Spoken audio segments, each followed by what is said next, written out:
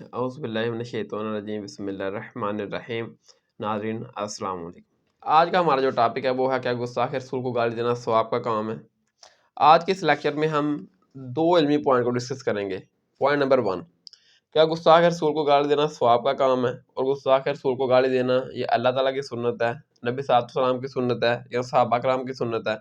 اور علمی point number 2 کہ سجاد بھائی آپ انجینئر محمد مرزا کی حمایت کیوں کرتے ہیں جبکہ وہ گستاخ رسول ہے اور جیل کی سلاخوں کے پیچھے ہیں۔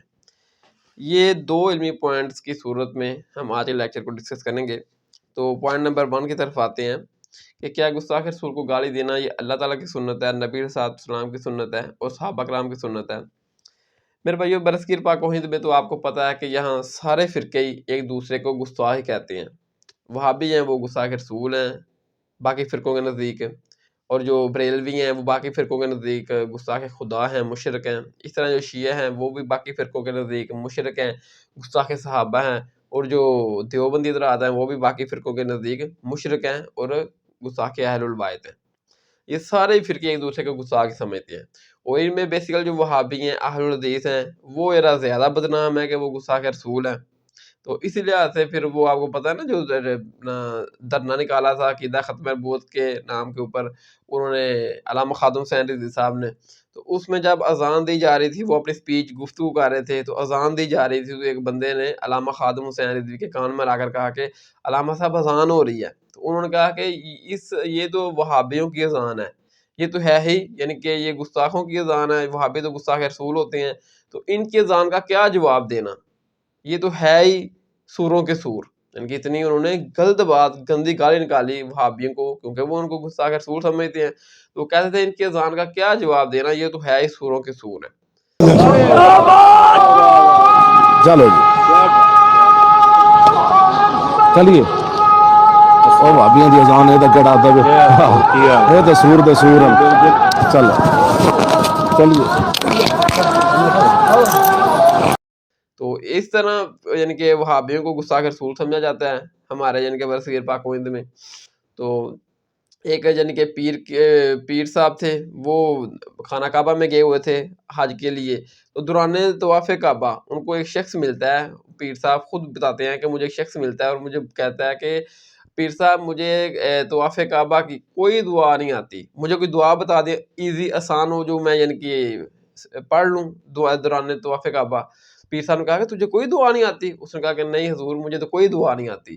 تو پیر صاحب نے کہا کہ دیکھو پھر اس طرح کرو کہ صرف بسم اللہ ہی پڑھ لو۔ تو اس نے کہا کہ مجھے تو پیر صاحب بسم اللہ بھی نہیں آتی۔ تو پیر صاحب نے کہا کہ پھر اس طرح کرو، اگر تجھے بسم اللہ بھی نہیں آتی، کوئی دعا بھی نہیں آتی، پھر تو وہابیوں کو گالیاں دے، کیونکہ یہ وہابی اللہ کے دشمن ہیں، گستاخ رسول ہیں، تو لہٰذا وہابیوں کو گالیاں دے۔ گالیاں دینے سے تیرا ان دعاؤں کا حق ادا ہو جائے گا جو تجھے دعائیں نہیں آتی۔ تو اس نے کہا کہ پیر صاحب وہابیوں کو گالیاں دینا یہ تو گناہ کا کام ہے، تو میں تو اللہ کے گھر میں کھڑا ہوں، ادھر بھی میں نے گالیاں نکالنی ہیں، ادھر تو میں نے کہ اپنے پچھلے جو گناہ ہیں ان کی معافی کے لیے اللہ تعالیٰ کے حضور کھڑا ہوا ہوں۔ تو پیر صاحب نے کہا نہیں، تو وہابیوں کو گالی دیں گا تجھے ثواب بھی ملے گا، بلکہ یہ تو تیرے پچھلے سارے گناہ سے نا وہ بھی معاف ہو جائیں گے وہابیوں کو گالی دینے سے، کیونکہ یہ اللہ کے دشمن ہے، گستاخ رسول ہے۔ ایک آدمی میرے کو پوچھا کہ جی میں نے کعبے شریف سے دعاواں نہیں آمدیاں طواف دیاں تے کران کی لوگ کتاباں چکی پھرتے، میں کتاباں نال کس پڑھے آج تک لگ دیں دو تکے نہ کتاب تے نہ حساب تے زبانی پڑھ کچھ نہیں آمدہ، کچھ نہیں، واللہ سمت اللہ میں ٹھیک کہہ رہا ہوں۔ میں کہ تو کچھ بھی نہیں آمدہ، کچھ بھی نہیں آمدہ۔ میں کہ بسم اللہ بھی پوری نہیں آمدی، تو پھر بابیاں نو گالاں کٹدا پھر چلو توڑی ایسی تسی، چلو توڑی ایسی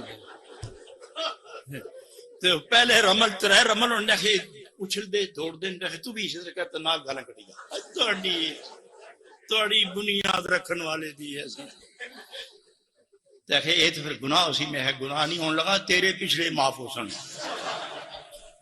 کہ اللہ فرشتے نو کیسی ہے سیان گیا میرے تے میرے نبی دے دشمنوں نو معاف کرو اس میں۔ تو یہ میرے بھائیو حالات ہیں ہمارے برصغیر پاک و ہند میں جو پیدا ہونے والے مسلمان ہیں۔ اب دیکھیں کہ یہ امت محمدیہ صلی اللہ علیہ وسلم ہے، وہابی، دیوبندی، شیعہ، بریلوی، یہ سارے امت محمدیہ صلی اللہ علیہ وسلم کے مسلمان ہیں۔ اب اندازہ کریں کہ اگر اس طرح میرے بھائیو یہ کام چلتا رہا اور سارے ایک دوسرے کو گستاخ سمجھتے رہے، تو پھر تو امت محمدیہ صلی اللہ علیہ وسلم میں پیدا ہونے والا ہر شخص ہی جو جہاں گستاخ رسول ہوگا، جہاں گستاخ خدا ہوگا، جہاں گستاخ صحابہ ہوگا، جہاں گستاخ اہل البیت ہوگا، تو پھر مسلمان کون ہوئے؟ مومن کون ہوئے؟ ادب والے مسلمان کون ہوئے؟ اس امت محمدیہ صلی اللہ علیہ وسلم میں پیدا ہونے والے کیا عیسائی ہوئے، یہودی ہوئے، یا ہندو ہوئے، سکھ ہوئے، جو ہمارے پیغمبر علیہ السلام کو پیغمبر اور نبی ماننے کے لیے تیار نہیں ہے؟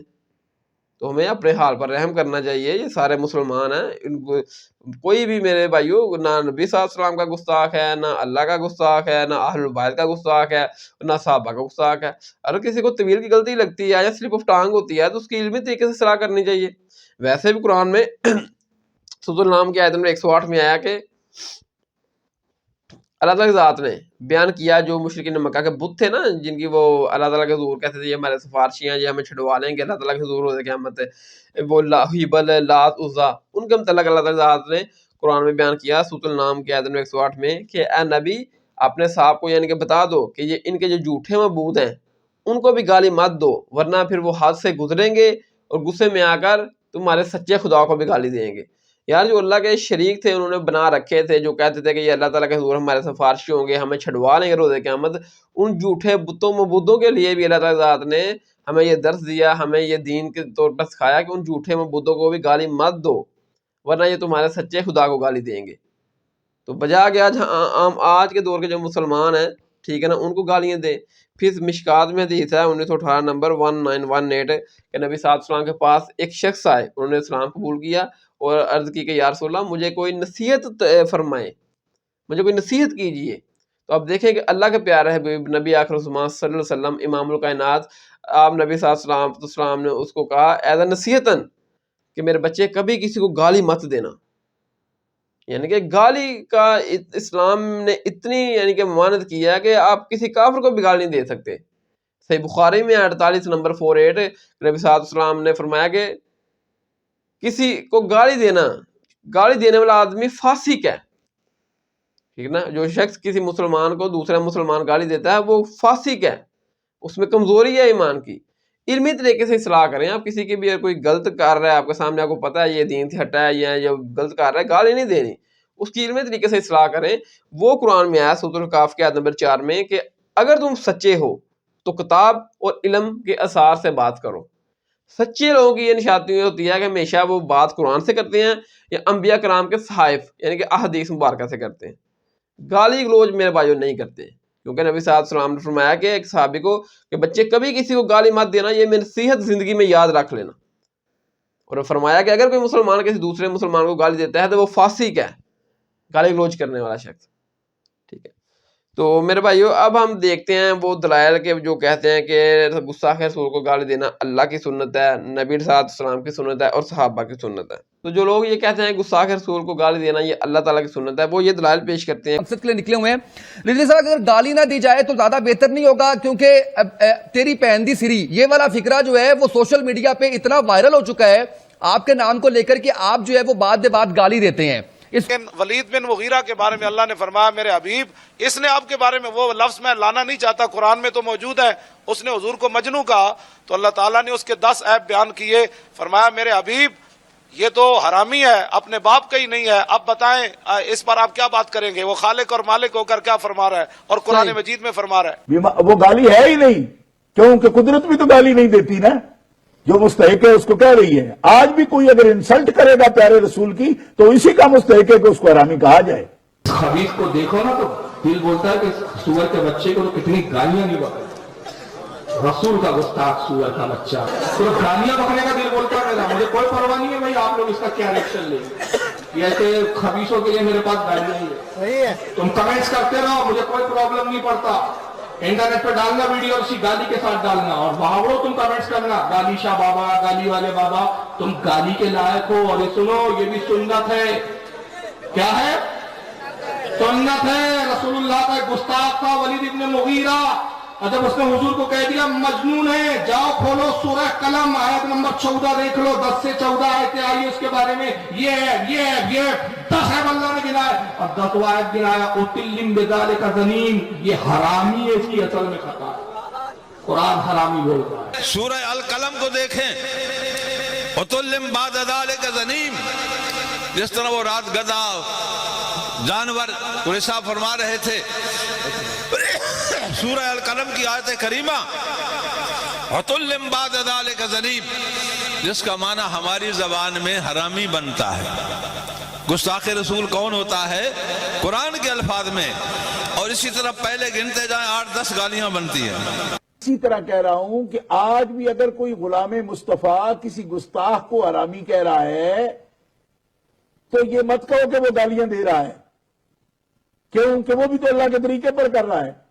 قرآن سے ولید بن مغیرہ کے بارے میں کہ ولید بن مغیرہ ظالم نے نبی صلی اللہ علیہ وسلم کی شان میں ساتھ گستاخی کی۔ سورۃ المدثر کی آیت نمبر 24-25 میں آیا کہ اس نے نبی صلی اللہ علیہ وسلم کی ذات اطہر کے بارے میں کہا کہ توبہ نعوذ باللہ استغفر اللہ، نبی صلی اللہ علیہ وسلم جادوگر ہے۔ پھر سورۃ قلم کی آیت نمبر 2 میں اس ظالم نے کہا نبی صلی اللہ علیہ وسلم کے بارے میں کہ توبہ نعوذ باللہ، نبی صلی اللہ علیہ وسلم مجنون ہے۔ جب اس نے یہ گستاخیاں کی نا نبی صلی اللہ علیہ وسلم کے بارے میں، تو پھر اللہ تعالی کی ذات نے قرآن میں اس کی یعنی کہ کمزوریاں، اخلاقی رویہ کی جو اس کی کمزوریاں تھیں اس کو ہائی لائٹ کیا۔ اور ہمارے جو علماء ہیں وہ کہتے ہیں کہ اللہ تعالیٰ نے گالیاں دی ولید بن مغیرہ کو جواب میں جب اس نے نبی صلی اللہ علیہ وسلم کی شان میں گستاخی کی۔ میرے بھائیو، اللہ تعالیٰ کی ذات گناہوں سے پاک ہے، گالی دینا یہ برائی ہے، عیب ہے۔ اللہ تعالیٰ کی ذات ہر عیب، ہر برائی سے پاک ہے۔ ہم ہر نماز میں پڑھتے ہیں سبحان ربی الاعلیٰ، وہ بلند ہے، سبحان اللہ، اللہ پاک ہے۔ تو گالی نہیں اللہ تعالیٰ کی ذات نے دی، اللہ تعالیٰ کی ذات نے اصل میں اس کی جو اخلاقی رویہ تھا، اس کی جو انتہا تھی نا گراوٹ کی، اس کو بیان کیا کہ اس انسان کی اخلاقی رویہ کی گراوٹ کی انتہا یہ تھی کہ اس میں یہ کمزوریاں پائی جاتی تھی، اور جس میں یہ کمزوریاں پائی جاتی ہوں وہ انسان کا اخلاقی رویہ اتنا گرونا ہوتا ہے کہ وہ اللہ کے رسول کو بھی نہیں بخشتا، اللہ کے رسول کی بھی توہین کار گزرتا ہے۔ آج کے دور میں بھی اگر آپ دیکھ لیں تو بعض لوگ ایسے ہوتے ہیں جو بات بات پر گالی نکالتے ہیں، اور وہ اس قسم کی بعض دفعہ گالی نکال دیتے ہیں، اتنی ورگلانہ گفتگو کر جاتے ہیں کہ ان کو خود بھی اندازہ نہیں ہوتا ہے کہ انہوں نے کیا بولا ہے، اور بعد میں پھر وہ پچھتاتے ہیں کہ یہ میں نے کیا بول دیا۔ تو اللہ تعالی ذات نے ولید بن مغیرہ جو نبی صلی اللہ علیہ وسلم کا گستاخ تھا، بے ادب تھا، ٹھیک نا، ورگلانہ گفتگو کرتا تھا، تو اس کی اخلاقی رویے کی گراوٹ کی انتہا کو بیان کیا اور بتایا کہ اس کے اخلاق میں یہ کمزوریاں ہیں جس کی وجہ سے اس ظالم نے نبی صلی اللہ علیہ وسلم کی شان میں گستاخی کر دی۔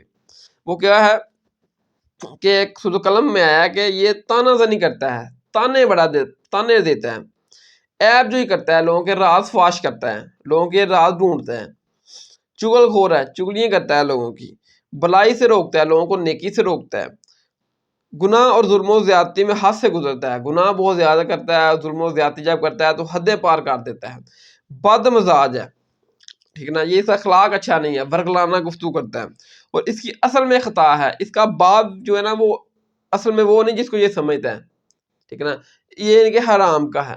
یہ اللہ تعالی ذات نے اس کے لیے یعنی کہ اس کا اخلاقی رویے کی گراوٹ کی انتہا میں بیان کیا کہ اس میں یہ کمزوریاں ہیں، تو یہ اللہ تعالی ذات نے اس کو گالیاں نہیں دی۔ اب دیکھیں ایک شخص ہے، وہ چور ہے، اور چوری کرتے کرتے وہ CCD میں آ جاتا ہے، کیمرے میں، اور وہ اس کو پولیس اسٹیشن والے پکڑ کر لے جاتے ہیں، اس سے پوچھتے ہیں کہ اس بندے نے یہ چوری یعنی کہ یہ چوری کی ہے۔ اب جو بیان کر رہے ہیں کہ تو چور ہے، تو نے یہ کام چوری کی ہے، تو اس نے اس کو گالی نہیں دی بلکہ اس نے اس کی حقیقت بتائی کہ اس کے اخلاقی رویے میں یہ کمزوری ہے کہ یہ چوری بھی کرتا ہے۔ گالی کہاں سے ہوگی؟ اب ایک شخص ہے وہ نماز پڑھنے کے لیے جا رہا ہے، ایک اور شخص آتا ہے وہ کہتا ہے کہ رہنے دے، نماز کو کیا پڑھنا ہے، آج گھومنے پھرنے چلتے ہیں، تو وہ جو اس کو نیکی سے روک رہا ہے اس کو گالی نہیں دے رہا۔ گالی کہاں سے بن گئی میرے بھائیوں؟ تو آپ دیکھیں کہ یہ علماء اپنے باطل عقیدے ثابت کرنے کے لیے اللہ تعالیٰ کی ذات کے اوپر بھی جھوٹ بول دیتے ہیں، توبہ نعوذ باللہ استغفر اللہ، کہ اللہ تعالیٰ کی ذات نے گالی نکالی۔ میرے بھائیوں، اللہ تعالیٰ کی ذات نے اس کے جو اخلاقی رویے کی گراوٹ کی انتہا تھی، غلیظ تھا وہ شخص اخلاقی رویے کے اعتبار سے، ان کمزوریوں کو ہائی لائٹ کیا اللہ تعالیٰ کی ذات نے، ٹھیک ہے، کہ یہ تانا زنی کرتا ہے، تو یہ بھی اللہ تعالیٰ کی ذات نے بیان کیا، یہ تانا زنی کرتا ہے، یہ عیب جوئی کرتا ہے، یہ چغل خور ہے، تو اللہ تعالیٰ کی ذات نے اس کی یہ کمزوریاں بتائیں، گالیاں نہیں دیں، پھر بتایا یہ بلائی سے روکتا ہے، نیکی کے کاموں سے روکتا ہے۔ میں نے بیان کیا کہ اگر کوئی شخص کسی کو بولتا ہے کہ یار نماز کیا پڑھنی، آؤ گھومنے پھرنے چلتے ہیں، اس کو نیکی سے روک رہا ہے، تو یہ کیا اس کو گالی دے رہا ہے؟ بس جس نیکی سے روک رہا ہے۔ یہ گناہ بہت زیادہ کرتا ہے، ظلم و زیادتی کرتا ہے، تو یہ اللہ تعالیٰ ذات نے اس کو گالیاں نہیں دی بلکہ جو اس کے اخلاقی رویے کی گراوٹ کی انتہا تھی اس کو ڈسکس کیا ہے۔ یہ بد مزاج ہے، ورگلانہ گفتگو کرتا ہے، یعنی کہ نبی صاحب ایسی گفتگو کرتا ہے، گالی گلوچ کرتا ہے کہ نبی صلی اللہ علیہ وسلم کی شان میں بھی اس نے ظالم نے گستاخی کی، اور اس کی اصل میں خطا ہے۔ یہ تمام چیزیں بیان کرتے ہوئے اللہ تعالیٰ نے یہ بیان کر دیا کہ اس کی اصل میں خطا ہے، یعنی کہ یہ حرام کا ہے. یہ بھی ایک وجہ ہے اس کی اخلاقی رویے کی گراوٹ کی انتہا کہ یہ حرام کا ہے، تو لہٰذا یہ اس طرح ورگلانا گفتگو کرتا ہے. ٹھیک ہے، تو اس لیے وہ کہتے ہیں پھر کہ گستاخ رسول جو ہوتے ہیں نا وہ حرامی ہوتے ہیں، اور آج کے دور میں گستاخ رسول وہابی اہل حدیث ہیں، تو لہٰذا یہ سارے حرامی ہیں. باقی فرقے والے اہل حدیث وہابیوں کہتے ہیں. ایسا نہیں کہنا چاہیے، ضروری نہیں ہے کہ ہر گستاخ رسول جو ہے نا وہ حرامی ہے. یہ تو ایک شخص تھا، اس کی اللہ تعالیٰ ذات نے ہسٹری کو اوپن کیا کہ یہ حرام کا ہے، اس کے اخلاقی رویے کی گراوٹ کی انتہا یہ ہے، اس میں یہ کمزوری ہیں. ان کمزوریوں کے بعد بدمزاجی گالی گلوچ کے بعد اس نے نبی صلی اللہ علیہ وسلم کو بھی شان میں گستاخی کر دی. ورنہ ابو جہل تھا، عتبہ تھا، بے شمار اور کافر سے بڑے بڑے سردار تھے جو نبی صلی اللہ علیہ وسلم کے لیے وہی لفظ استعمال کرتے تھے گستاخانہ جو اس ولید بن مغیرہ نے کیے تھے. نبی صلی اللہ علیہ وسلم کو مجنون کہا. ابو جہل نے بھی سورۃ الحجر کی آیت نمبر 6 میں نبی صلی اللہ علیہ وسلم کی ذاتی عطر کو مجنون کہا. توبہ نعوذ باللہ استغفر اللہ. تو اللہ تعالیٰ ذات نے تو نہیں بیان کیا کہ یہ ابو جہل بھی یعنی کہ یہ اس کی اصل میں خطا ہے، یہ حرام کا ہے، نہیں، وہ تھا اصل میں، تو اس کا اللہ تعالیٰ ذات نے بیان کر دیا. تو وہ اصل میں تھا یہ حرام کا، تو اس میں گالی کون سی ہوگی؟ یہ تو اللہ تعالیٰ ذات نے اس کی حقیقت بیان کی. ٹھیک ہے، تو آگے دور میں آپ دیکھیں بعض لوگ ہوتے ہیں وہ بہت زیادہ گالی گلوچ کرتے ہیں، بات پر گالی گلوچ کرتے ہیں، تو کیا ان کے وہ بھی کہنا شروع کر دی جائے کہ یہ بھی حرام کے ہیں؟ نہیں، وہ حلال کے بھی ہو سکتے ہیں، حرام کے بھی ہو سکتے ہیں. آج کے دور میں کسی کے بارے میں کوئی یہ بتا ہی نہیں سکتا کہ یہ حلال کا ہے، یہ حرام کا ہے، کیونکہ آج کے دور میں تو نبی صلی اللہ علیہ وسلم بھی موجود نہیں ہے جو اللہ تعالیٰ کے وحی کے یعنی کہ ذریعے سے آپ کو کسی کو آگاہ کر دیں. ٹھیک ہے نا، تو آج کے دور میں تو میرے بھائیو یہاں تو یہ حساب چل رہا ہے کہ اگر اپنے فرقے کا ہے تو وہ حلال کا ہے، چاہے وہ گستاخ رسول ہے، چاہے گستاخ قرآن ہے. اگر دوسرے فرقے کا ہے تو وہ حرام کا ہے، چاہے وہ گستاخ رسول گستاخ قرآن نہیں بھی ہے. اپنا فرقہ چھوڑ کے دوسرے فرقے میں چلے جائے تو وہ حرامی ہو جاتا ہے، اور دوبارہ اپنے فرقے میں آ جائے تو فوراً حلالی کا سرٹیفکیٹ دے دیا جاتا ہے. تو میں نے تو میرے بھائیو ہمارے ادھر گاؤں میں یعنی کہ محفل میلاد مصطفیٰ صلی اللہ علیہ وسلم کے حوالے سے جو بریلوی حضرات جلوس نکالتے ہیں، میں نے تو ان اجلاس میں تقریر کو سنا ہے، ان جلوسوں میں، کہ ہم جو ہے نا وہ یہ جو گلی گلی ریلی نکالتے ہیں، جلوس نکالتے ہیں، ہم نبی صلی اللہ علیہ وسلم کے عاشق ہیں، اور یہ وہابی ہیں، یہ گستاخ رسول ہیں، اور یہ حرام کے ہیں. قرآن میں ہے کہ یہ حرامی ہیں، یہ حرام کے ہیں، آپ کے باپ کے نہیں ہیں، کیونکہ یہ اس طریقے سے محفل میلاد مصطفیٰ صلی اللہ علیہ وسلم اور جلوس نہیں نکالتے جس طریقے سے ہم بریلوی نکالتے ہیں. ہم ہیں حلالی، اور یہ ہمارے طریقے کے مطابق نبی صلی اللہ علیہ وسلم کی سیرت پر عمل نہیں کرتے، نبی صلی اللہ علیہ وسلم کی خوشیاں نہیں مناتے، جلوس نہیں نکالتے، اپنا سڑکیں نہیں بلاک کرتے، ریلیاں نہیں نکالتے، تو لہٰذا یہ حرامی ہیں. یہاں تو میرے بھائی یہ کرائٹیریا بنا رکھا ہے انہوں نے حلالی اور حرامی ہونے کا، کہ جو ان کے مطابق جس کو یہ دین سمجھ رہے ہیں، چاہے وہ دین اسلام میں چیز ثابت بھی ہے یا نہیں، اس پر عمل کریں گے تو آپ حلالی ہیں. اگر اس پر عمل نہیں کرتے، آپ اختلاف کرتے ہیں کہ یہ کام آپ کر رہے ہیں، ریلین کا بازار بند کر رہے ہیں، اپنا سڑکیں بلاک کر رہے ہیں، یہ اسلام میں اس طرح چیزیں ثابت نہیں ہیں، تو وہ کہیں گے آپ حرامی ہیں، آپ کے دل میں نبی صلی اللہ علیہ وسلم کا عشق محبت نہیں ہے. تو پھر آپ نے پتہ ہے ربیع الاول کا آغاز ہوتے ہی یہ شعر ہر زبان ضم عام ہو جاتا ہے کہ اپنا نثار تیری چہل پہل پہ ہزاروں عید ربیع الاول قربان، سوائے ابلیس کے جہاں میں سارے تو خوشیاں منا رہے ہیں. وہ ابلیس کن کو کہہ رہے ہیں؟ وہابیوں کو، جو ان طریقوں کے مطابق ان جو یہ فرقہ اڈاپٹ کیا ہوا ہے طریقہ نبی صلی اللہ علیہ وسلم کی ولادت کا، خوشیاں منانے کا، ان طریقوں کے اوپر وہ عمل نہیں کرتے. ٹھیک ہے نا، بلکہ وہ کنٹرول انوائرمنٹ میں پروگرام کرتے ہیں، سیرت النبی صلی اللہ علیہ وسلم کانفرنس کرتے ہیں وہابی لوگ. تو وہ کہتے ہیں کہ کیونکہ آپ کنٹرول انوائرمنٹ میں کام کرتے ہیں، اوپن گلیاں نہیں بند کرتے، روڈ نہیں بلاک کرتے، اس طرح لوگوں کو تکالیف نہیں دیتے روڈ بلاک کر کے، تو لہٰذا آپ حرامی ہیں، آپ گستاخ رسول ہیں. تو یہ ہیں حلالی جو روڈ بلاک کرتے ہیں، ریلیوں دین اسلام کی ریلیاں نکال کر، نبی صلی اللہ علیہ وسلم کے نام کی ریلیاں نکال کر، اور لوگوں کو تنگ کیا ہوتا ہے جب یہ ریلی نکالتے ہیں، روڈ بلاک ہی ہوتے ہیں، ٹھیک ہے نا، سڑکیں بلاک ہی ہوتی ہیں، وہ کہتے ہیں ہم ہیں حلالی. بلکہ کوکم رانی صاحب نے تو یہاں تک بول ٹی وی میں بول دیا کہ جو بندہ 11ویں شریف نہیں دلاتا اور اس کو حلال نہیں سمجھتا وہ بھی حرامی ہے، اپنے باپ کا نہیں ہے، حلال کا نہیں ہے. میں یہ جملہ کہنے پر مجبور ہوں، کسی کو پسند آئے نہ آئے، میں کہنے پہ مجبور ہوں. جو حلال کے ہیں وہ حلال مانتے ہیں، جو حلال کے نہیں وہ حلال نہیں مانتے.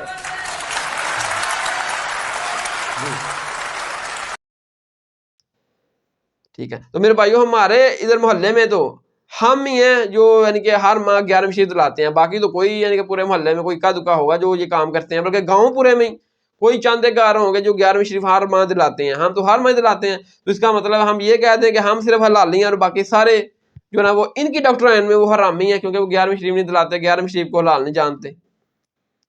تو یہ انہوں نے جو کرائٹیریا بنا رکھے ہیں کہ حلالی و حرامی کے. حالانکہ آپ دیکھیں کہ قرآن میں اللہ ذات نے اس کافر کے اخلاقی رویے کی گراوٹ کی انتہا کو بیان کیا اور کہا یہ جو ہے نا اس کا یہ بد مزاج ہے، بات بات پہ گالی گلوچ کرتا ہے، غیبت کرتا ہے، چغلی کرتا ہے، اور یہ اس وجہ سے ہے کہ اس کی اصل میں بھی خطا ہے کہ یہ حرام کا ہے.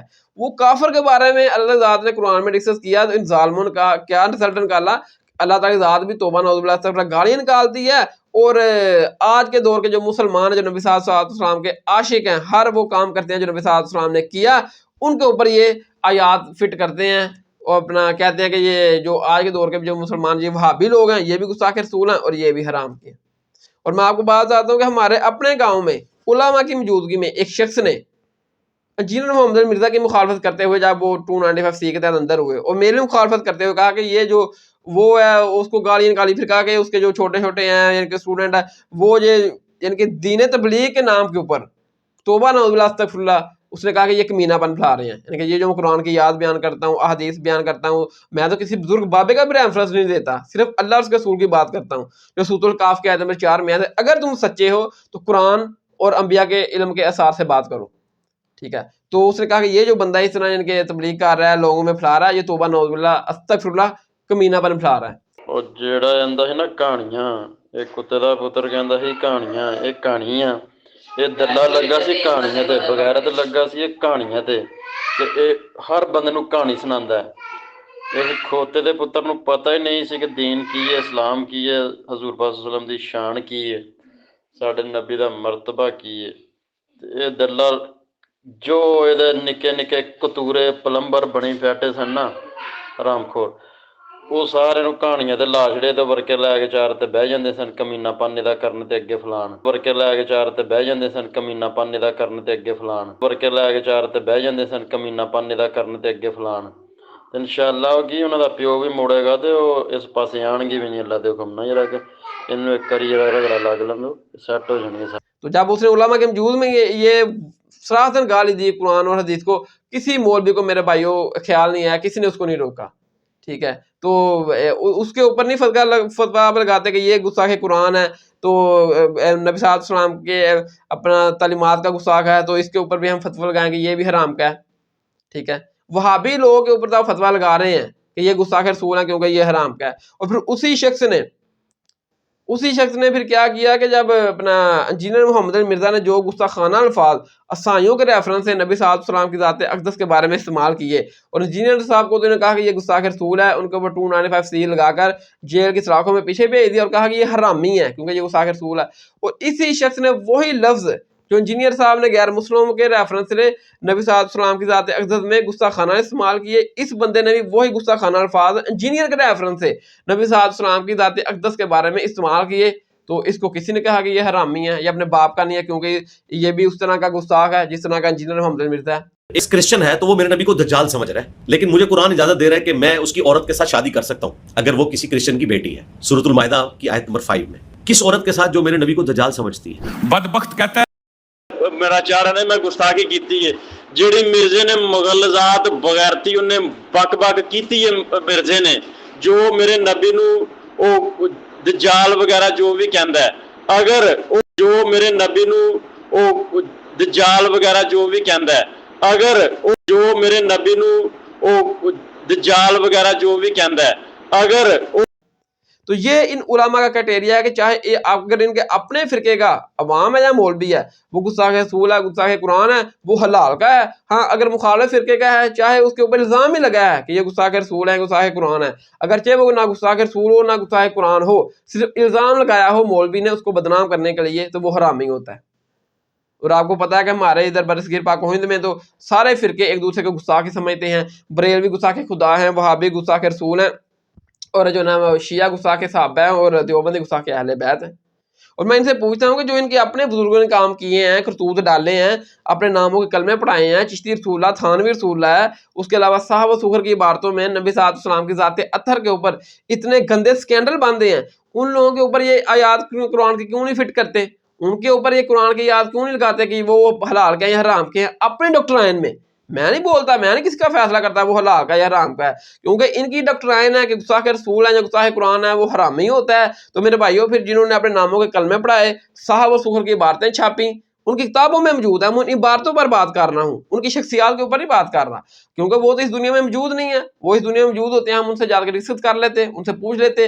ان کی کتابوں میں یہ چیزیں موجود ہیں, یہ ان کتابوں کو اون کرتے ہیں, چھاپ رہے ہیں, ان کی کمائیاں کھا رہے ہیں جو حرام کی کمائیاں ہیں, کیونکہ ان میں تو نبی صلی اللہ علیہ وسلم کی شان میں ساتھ گستاخی نکلی ہوئی ہیں, لکھی ہوئی ہیں. تو ان جنہوں نے اپنے ناموں میں کلمے پڑھائے نبی صلی اللہ علیہ وسلم کی ذات اختر کے اوپر, اتنے گندے سکینڈل باندھے, کوئی غیر مسلم بھی اتنا گندا سکینڈل نہ باندھ سکے, تو ان کے اوپر یہ فتوے کیوں نہیں لگاتے اپنے ڈاکٹرائن میں کہ وہ حرام کے ہیں یا حلال کے ہیں؟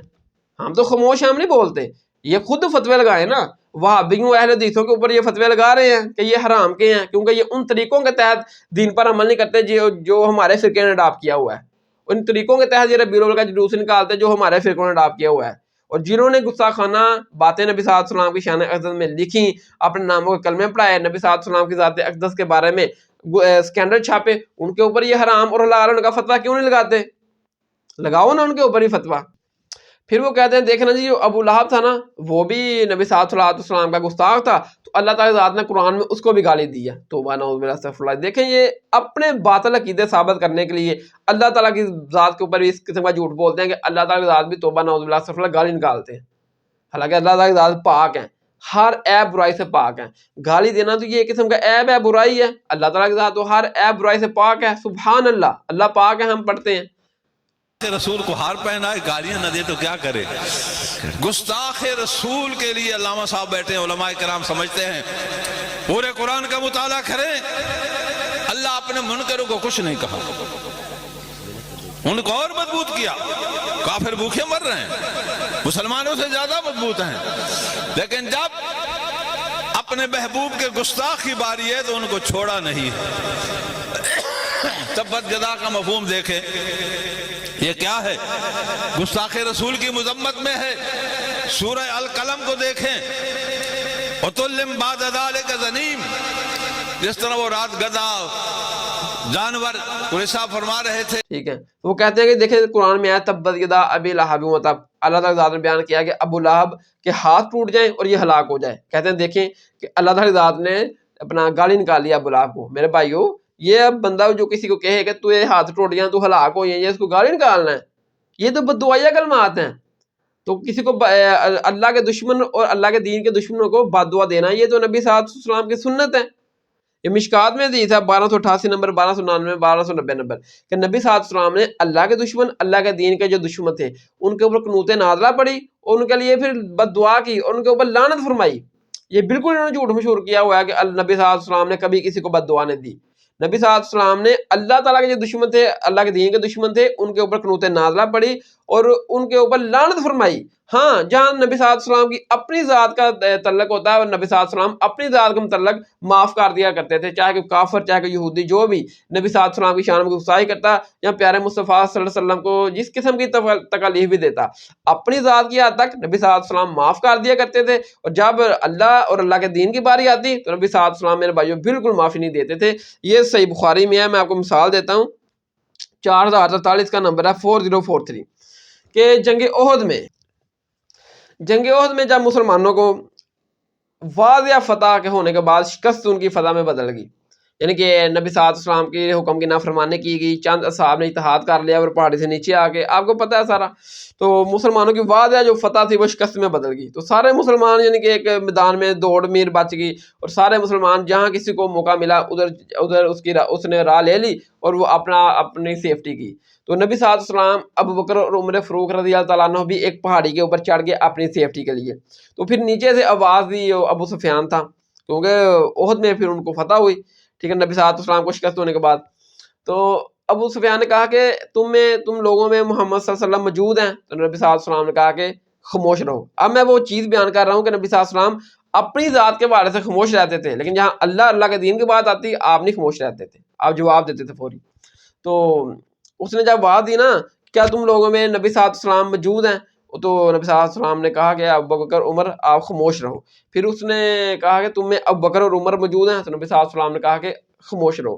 پھر اس نے کہا کہ لگتا ہے یہ لوگ قتل کر دیے گئے ہیں, اگر یہ زندہ ہوتے تو اپنا جواب دیتے میری بات کا. تو پھر اس نے کہا کہ ہمارا ہبل بت بلند رہے. تو جب اس نے یہ بات کی کہ جو اللہ تعالیٰ کے مقابلے میں انہوں نے بت بنا رکھے تھے اور ان کو معبود سمجھتے تھے، ان سے التجائیں دعائیں کرتے تھے، اس کی تعریف اس نے کی نا، اللہ تعالیٰ کی شریک کی. تو نبی صلی اللہ علیہ وسلم نے کہا کہ اے عمر اس کو جواب دو کہ تیرا ہبل بت نہیں بلند، ہمارا رب بلند اور بزرگی والا ہے. حضرت عمر نے جواب دیا. پھر اس نے کہا کہ ہمارے پاس لات عزا ہے، اے محمد صلی اللہ علیہ وسلم تمہارے پاس تو کوئی لات عزا نہیں. تو نبی صلی اللہ علیہ وسلم نے پھر کہا کہ اس کو جواب دو، کیونکہ اب اللہ تعالیٰ کی ذات کی باری آئی ہے، اس کو جواب دو کہ ہمارا حامی و مددگار تو اللہ تعالیٰ کی ذات ہے، تمہارا حامی و مددگار کوئی نہیں ہے. تو یہ بات ہے کہ جب دیکھیں کہ نبی صلی اللہ علیہ وسلم کی اپنی ذات کے متعلق بات آئی تو نبی صلی اللہ علیہ وسلم نے ابوبکر عمر کو کہا کہ خاموش رہو. لیکن جہاں بات نبی صلی اللہ علیہ وسلم کہ خدا کی باری آئی، اللہ تعالیٰ کی ذات کی باری آئی، تو نبی صلی اللہ علیہ وسلم نے کہا کہ آپ خاموش نہیں، اس کو جواب دو. ٹھیک ہے. تو یہ انہوں نے بالکل غلط مشہور کیا ہوا ہے کہ نبی صلی اللہ علیہ وسلم نے کبھی کسی کو بد دعا نہیں دی. تو یہ بد دعائیہ کلمات تھے ابو لہب کے لیے، تبت یدا ابی لہب وتب، نہ کہ اللہ کی ذات نے اس کو گالی دی تھی.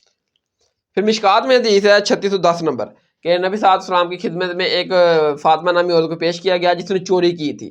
تو وہ ایک اعلیٰ خاندان کی تھی، امیر تھی. تو صحاب میں سے اسامہ بن زید کو پیش کیا گیا کہ آپ سفارش کریں نبی صلی اللہ علیہ وسلم سے کہ یہ ایک اعلیٰ خاندان کی ہے، لہٰذا اس کو چھوڑ دے اگرچہ اس نے چوری کی ہے. تو جب اسامہ نے سفارش کی تو نبی صلی اللہ علیہ وسلم غصے میں آ گیا. آپ نے فرمایا کہ دیکھو تم اللہ تعالیٰ کے معاملے میں مجھ سے سفارش کر رہے ہو، تم سے پہلی قومیں اس لیے ہلاک ہوگی کہ ان کے جو بڑے لوگ تھے، خاندانی لوگ تھے، امیر تھے، اگر وہ کوئی گناہ کرتے، چوری کرتے تو ان کو چھوڑ دیا جاتا. اگر کوئی کمزور لوگ چوری یا کوئی اس طرح کی نافرمانی والا کام کرتے تو ان کو سزا دی جاتی. اللہ کی قسم اگر میری بیٹی فاطمہ بھی چوری کرتی تو میں محمد صلی اللہ علیہ وسلم اس کے بھی ہاتھ کٹوا دیتا. یعنی کہ اللہ کے معاملے میں نبی صلی اللہ علیہ وسلم بالکل کسی کو معافی نہیں دیتے تھے. ٹھیک ہے، نہ کسی مسلمان کو نہ کسی کافر کو. جہاں اپنی ذات کی باری آتی، اگر کسی نے نبی صلی اللہ علیہ وسلم کی شان میں توہین کی یا نبی صلی اللہ علیہ وسلم کے لیے برے کلمات بولے یا نبی صلی اللہ علیہ وسلم کو کسی قسم کی تکلیف دی تو آپ اس کو معاف کر دیا کرتے تھے. میرا لیکچر دیکھیں آپ، لیکچر نمبر جو 33 ہے میرا کہ نبی صلی اللہ علیہ وسلم نے اپنے گستاخوں کو کیوں معاف کیا. وہ مکمل لیکچر ہے 1.5 گھنٹے کا، اس میں نے تمام تر یہ تفصیل بیان کی ہیں کہ نبی صلی اللہ علیہ وسلم کی ذات اطہر کے اوپر جن لوگوں نے گستاخانہ الفاظ بولے یا جن لوگوں نے آپ کے ساتھ ظلم و ستم کیا، آپ نے کسی سے بدلہ نہیں لیا، آپ نے ہمیشہ معاف ہی کیا. سبھی کو، اپنے گستاخوں کو بھی اور جنہوں نے آپ کے اوپر ظلم و ستم کیے ان کو بھی آپ نے معاف ہی کیا. تو یہ تھے میرے بھائیوں ان لوگوں کے دلائل جو کہتے تھے کہ نبی صلی اللہ علیہ وسلم کے گستاخ کو گالی دینا اللہ تعالیٰ کی سنت ہے. تو یہ میں نے ان کے ایک ایک دلائل کا جواب دیا کہ اللہ تعالیٰ کی ذات کسی کو گالی نہیں نکالتی. رہا ولید بن مغیرہ کا معاملہ، تو اللہ تعالیٰ نے اس کے اخلاقی رویے کی گراوٹ کی جو انتہا تھی اس کے اوپر اللہ نے گفتگو کیا کہ یہ حرام کا ہے اور اس میں یہ کمزوریاں بھی پائی جاتی ہیں، جس کی وجہ سے اس نے نبی صلی اللہ علیہ وسلم کی شان اقدس میں بھی گستاخانہ الفاظ استعمال کیے. ورنہ اللہ تعالیٰ کی ذات نے کسی کو گالی نہیں دی میرے بھائیوں. اللہ تعالیٰ کی ذات گناہوں سے پاک ہے، اللہ کی ذات گناہوں سے ہر لحاظ سے پاک ہے. یہ گناہ دینا عیب ہے، یہ برائی ہے، تو اللہ تو برائیوں سے پاک ہے. اللہ تعالیٰ کی ذات نے کسی کو گالی نہیں دی میرے بھائیوں. کوئی سنت نہیں ہے اللہ تعالیٰ کی گستاخ رسول کو گالی دینا، کسی کافر کو بھی گالی دینا یہ اسلام میں حرام ہے. مقصد کے لیے نکلے ہوئے ہیں لیکن صاحب اگر گالی نہ دی جائے تو زیادہ بہتر نہیں ہوگا، کیونکہ تیری پہن دی سری یہ والا فکرہ جو ہے وہ سوشل میڈیا پہ اتنا وائرل ہو چکا ہے آپ کے نام کو لے کر کہ آپ جو ہے وہ بات بات گالی دیتے ہیں. ولید بن مغیرہ کے بارے میں اللہ نے فرمایا میرے حبیب، اس نے آپ کے بارے میں وہ لفظ میں لانا نہیں چاہتا، قرآن میں تو موجود ہے، اس نے حضور کو مجنوں کہا تو اللہ تعالیٰ نے اس کے 10 عیب بیان کیے. فرمایا میرے حبیب یہ تو حرامی ہے، اپنے باپ کا ہی نہیں ہے. اب بتائیں اس پر آپ کیا بات کریں گے؟ وہ خالق اور مالک ہو کر کیا فرما رہا ہے اور قرآن مجید میں فرما رہا ہے. وہ گالی ہے ہی نہیں، کیونکہ قدرت بھی تو گالی نہیں دیتی نا. جو مستحق ہے اس کو کہہ رہی ہے. آج بھی کوئی اگر انسلٹ کرے گا پیارے رسول کی تو اسی کا مستحق ہے کہ اس کو حرامی کہا جائے. خبیث کو دیکھو نا تو دل بولتا ہے کہ سور کے بچے کو تو کتنی گالیاں نہیں بکے. رسول کا گستاخ سور کا بچہ تو گالیاں بکنے کا دل بولتا ہے میرا. مجھے کوئی پرواہ نہیں ہے بھائی آپ لوگ اس کا کیا ریئیکشن لیں گے.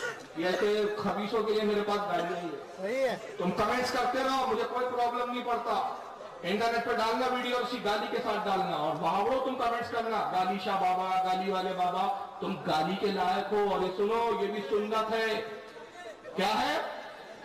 سنت ہے. رسول اللہ کا ایک گستاخ تھا ولید ابن مغیرہ، جب اس نے حضور کو کہہ دیا مجنون ہے، جاؤ کھولو سورہ قلم آیت نمبر 14 دیکھ لو، 10 سے 14 آیتیں آئی اس کے بارے میں. یہ 10 عیب اللہ نے گنائے اور 10 آیت گنایا اتلم بذالک زنیم، یہ حرامی ہے، اس کی اصل میں خطا ہے. قرآن حرامی بول رہا ہے. سورہ القلم کو دیکھیں، اتلم بعد ذالک زنیم، जिस तरह वो रात गधा जानवर कुरैशा फरमा रहे थे। सूरह अल कलम की आयत करीमा अतुल्लिम बाद ज़ालिक ज़नीब, जिसका माना हमारी जबान में हरामी बनता है। गुस्ताख रसूल कौन होता है? कुरान के अल्फाज में, और इसी तरह पहले गिनते जाएं 8-10 गालियां बनती हैं। इसी तरह कह रहा हूं कि आज भी अगर कोई गुलाम मुस्तफा किसी गुस्ताख को हरामी कह रहा है तो ये मत कहो कि वो गालियां दे रहा है, क्योंकि वो भी तो अल्लाह के तरीके पर कर रहा है। फिर वो कहते हैं कि गुस्ताख रसूल को गाली देना ये नबी सल्लल्लाहु की सुन्नत है, और उसमें वो दलाल देते हैं कि मिशकात में हदीस है 4902, इसका नंबर है 4902, कि नबी सल्लल्लाहु ने बयान किया कि अगर कोई शख्स अपने जाहली नस्ब पर फख्र करे, यानी अपने ख़ानदान के बुलंद होने पर या अपनी ज़ात के बुलंद होने पर फख्र करे, तो उसको चाहिए कि वो अपने बाप का आला तनासुल काट कर, यानी कि आला तनासुल मर्द की फ्रंट वाली शर्मगाह को बोलते हैं, वो अपने बाप का आला तनासुल काट कर अपने मुंह में रख ले। और ये बात कनाए से नहीं, पर्दे में नहीं, डायरेक्ट उसके मुंह पर कहो। जो बंदा अपने ख़ानदान पर फख्र करे, गुरूर करे, तकब्बर करे कि मेरा ख़ानदान बड़ा बुलंद है, या अपनी ज़ात पर गुरूर करे, तकब्बर करे, फख्र करे, तो नबी सल्लल्लाहु अलैहि वसल्लम ने फरमाया कि उस बंदे को कहो कि अपने बाप का आला तनासुल काट कर अपने मुंह में रख ले। तो वो बोलते हैं कि देखें कि जो बंदा ख़ानदान पर फख्र करे, ज़ात पर फख्र करे, तो उसको नबी सल्लल्लाहु अलैहि वसल्लम ने तौबा नऊज़ुबिल्लाह अस्तग़फिरुल्लाह गाली दी है। तो ठीक है ना। तो आप देखें कि यार ये लोग अपने बातल गलत अकीदे साबित करने के लिए अल्लाह ताला पर झूठ बोलते हैं, और नबी सल्लल्लाहु अलैहि वसल्लम की ज़ात अतहर पर भी ये लोग झूठ बोल जाते हैं। ठीक है, वो कहते हैं कि देखें जो बंदा ख़ानदान पर फख्र करे, बड़ी ज़ात पर फख्र करे, नबी सल्लल्लाहु अलैहि वसल्लम ने तौबा नऊज़ुबिल्लाह अस्तग़फिरुल्लाह उसको गाली दी है। ठीक है ना। हालांकि देखें कि ये हदीस ही साबित नहीं है, ये ज़ईफ़ हदीस है। इसमें हसन बसरी मुदल्लस हैं, वो आन से रिवायत कर रहे हैं, और सही मुस्लिम के मुकदमे में लिखा हुआ है कि मुदल्लस की अनवर रिवायत हरगिज़ काबिल कबूल नहीं होगी जब तक कि समा की तस्रीह मौजूद ना हो। तो इसमें भी हसन बसरी मुदल्लस हैं, आन से रिवायत कर रहे हैं, ये हदीस ही साबित नहीं है। इमाम मुस्लिम ने अपने मुकदमे में लिखा कि अगर आप सही हदीस के मुकाबले में ज़ईफ़ हदीस को तरजीह देंगे, बयान करेंगे, इस तरह दीन में बिगाड़ पैदा होगा। तो ये ज़ईफ़ हदीस है, जबकि इसके मुकाबले में सही हदीस हमारे पास मौजूद है, कुरान हमारे पास मौजूद है। कुरान में सूरह कलम के आयत में 4 में अल्लाह ताला ने बयान किया है कि महबूब सल्लल्लाहु अलैहि वसल्लम आप इखलाक के बुलंद तरीन दर्जे पर फायद है। सिर्फ अल्लाह ताला ने ये नहीं बयान किया कि आप में आपका इखलाक बहुत आला है, कुरान में कहा कि आप इखलाक के बुलंद तरीन दर्जे पर फायद हैं। और जो इंसान यार अपना इखलाक के बुलंद तरीन दर्जे पर फायद हो, वो क्या किसी को गाली दे सकता है? फिर सही बुखारी मिशकात में दी था 5813 नंबर 5813 कि नबी सल्लल्लाहु अलैहि वसल्लम में कुंवारी लड़कियों से भी ज़्यादा शर्म हया थी। कोई कुंवारी लड़की हो जिसमें शर्म हया हो, वो अच्छे अखलाक की अमल हो, उसके वो किसी को गाली देगी, उसके सामने कोई इस तरह की गुफ्तगू की जाए बेहयाई वाली, वो शर्मा जाएगी और उसको सुनेगी नहीं। और नबी सल्लल्लाहु अलैहि वसल्लम में कुंवारी लड़कियों से भी ज़्यादा शर्म हया थी। और कुरान आपके इखलाक की गवाही दे रहा है कि आप इखलाक के बुलंद तरीन दर्जे पर फायद हैं। और नबी सल्लल्लाहु अलैहि वसल्लम तौबा नऊज़ुबिल्लाह अस्तग़फिरुल्लाह किसी को गाली निकाल सकते थे? ठीक है। फिर अपना मिशकात में दी था 1918 नंबर के, एक सहाबी आया, उसने नबी सल्लल्लाहु अलैहि वसल्लम से अर्ज़ की कि या रसूलल्लाह मुझे कोई नसीहत फरमाइए। तो नबी सल्लल्लाहु अलैहि वसल्लम ने फरमाया कि मेरे बच्चे कभी किसी को गाली मत देना। यानी कि नबी सल्लल्लाहु अलैहि वसल्लम अपने साहब को ये तलीम दे रहे हैं कभी किसी को गाली मत देना, तो क्या खुद नबी सल्लल्लाहु अलैहि वसल्लम गाली निकालेंगे? फिर सूरह नाम की आयत नंबर 108 में आया कि नबी अल्लाह ताला ने कुरान में बयान किया अपने साहब को, नबी सल्लल्लाहु अलैहि वसल्लम को ये ऐसा तलीम दर्ज दिया कि ये मुशरिकीन मक्का के झूठे मबूद हैं, लात उज़्ज़ा वगैरह जो इन्होंने अल्लाह ताला के मुकाबले में खड़े किए हैं कि ये लोग अल्लाह ताला के मुकाबले में रोज़े क़यामत हमारे सिफारिश करेंगे और हमें छुड़वा लेंगे। उन बुतों के बारे में अल्लाह ताला ने बयान किया कि इनके झूठे मबूद हैं, उनको गाली मत दो, वरना वो तुम्हारे एक सच्चे अकेले खुदा को गाली देंगे।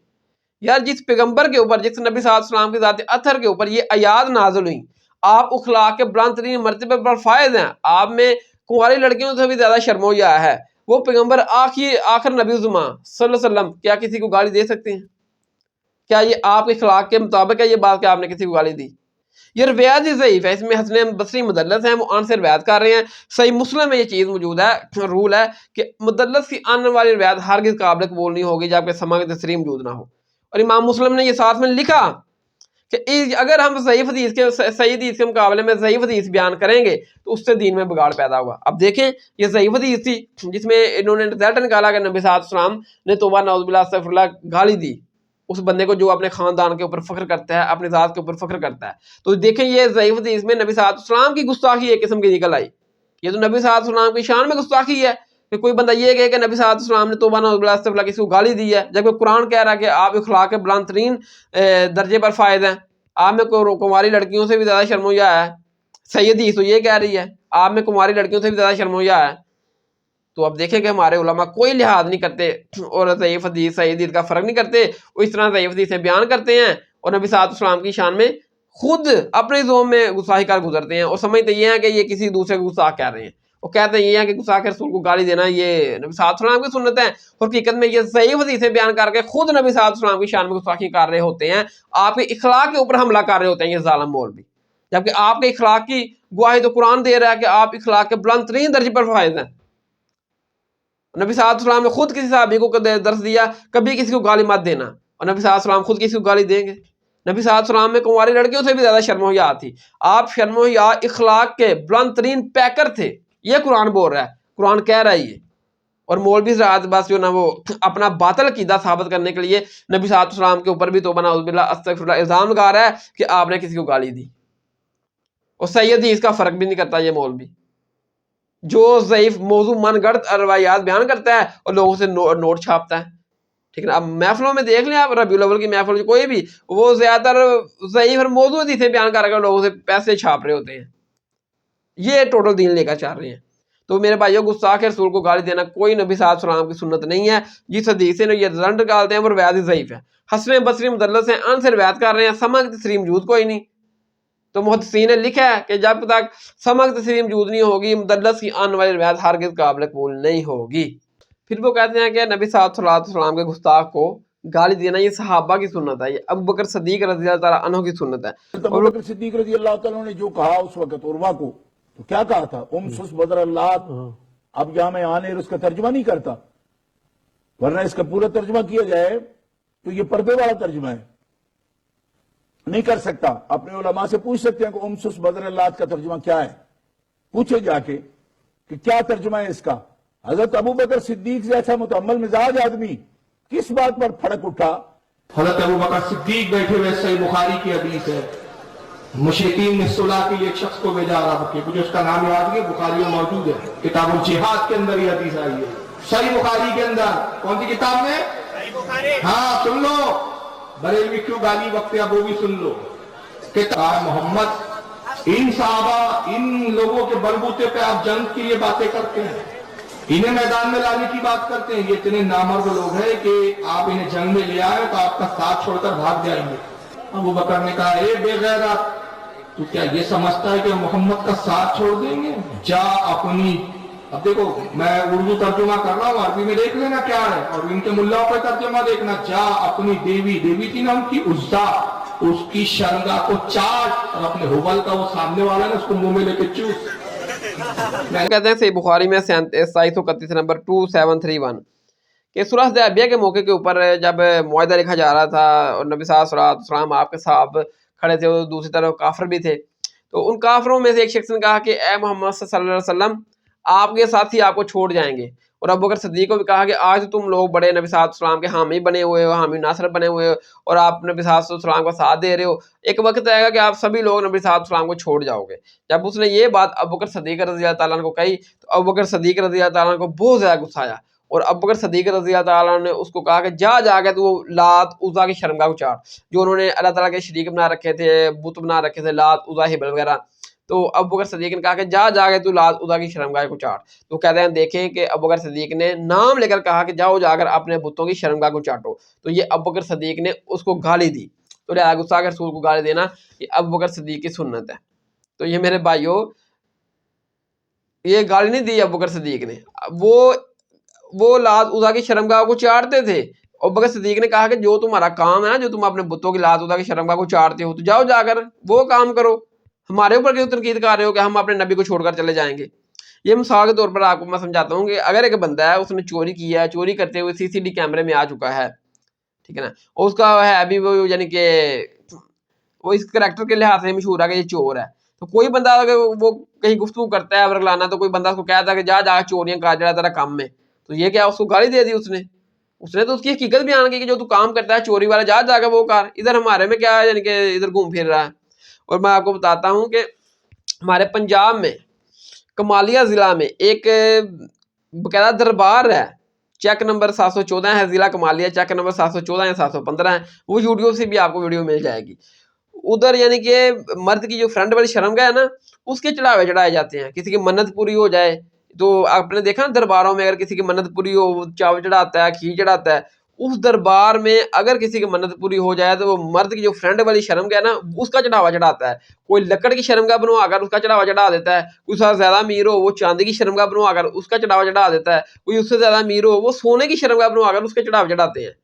اب تو خیر گورنمنٹ نے وہ سیل کر دیا ہے. میں نے پوچھا بات ہوئی تو وہ کہتے ہیں گورنمنٹ نے اب اس دربار کو سیل کر دیا ہے. اس کا دربار کا نام بھی وہی انہوں نے رکھا ہوا تھا اس شرمگاہ کے نام کے اوپر جو مرد کی فرنٹ والی ہوتی ہے کہ بابا او والی سرکار. کہ جن کی مراد پوری ہو جاتی تھی وہ لوگ سونے چاندی اور لکڑی کے عضوے خاص چڑھایا کرتے تھے. اگر کوئی غریب آدمی تھا تو اس کو جو منت پوری ہوتی تھی نا وہ لکڑ کے لے کر آتے تھے. کوئی امیر تھا وہ چاندی کا، کوئی پھر امیر آتا تھا تو وہ سونے کا جی، لیکن وہ پہلے تھا جی، اب وہ نہیں ہے یہاں پہ. ہاں جی سنا تھا کہ لوگوں کی منتیں پوری ہو رہی ہیں.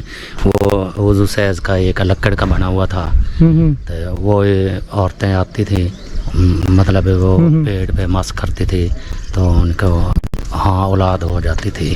یعنی کہ اور یہ ساتھ ہی قبرستان ہے، یہ وہ والا پرانا قبرستان ہے کہتے ہیں. یہاں پہ جب آئے تھے یہ بابا جی اور اگر کسی کی منت پوری ہو جاتی تو وہ ادھر جا کر شرمگاہیں چڑھاتے تھے اور ان سے وہ بڑا یعنی کہ نا اگر کوئی علاج کروانے کے لیے تو چلا جاتا، کوئی عورت چلی جاتی اس کو وہ شرمگاہ دیتے تھے کہ یہ تو نے اپنے جسم کے اوپر ملنی ہے یا اس طرح اس کو استعمال کرنا ہے. تو اب میرے بھائیو اس طرح کوئی اس دربار کا ماننے والا ہو اس سے کسی کا جھگڑا ہو جائے اور وہ اس سے کہے کہ جا تو جا کے اس دربار کے اوپر اس شرمگاہ کو چاٹ جا کر جو تیرا کام ہے چڑھاوے چڑھا اور ان کو مل اپنے جسموں کے اوپر جو تیرا کام ہے. تو کیا اس نے اس کو گالی دی؟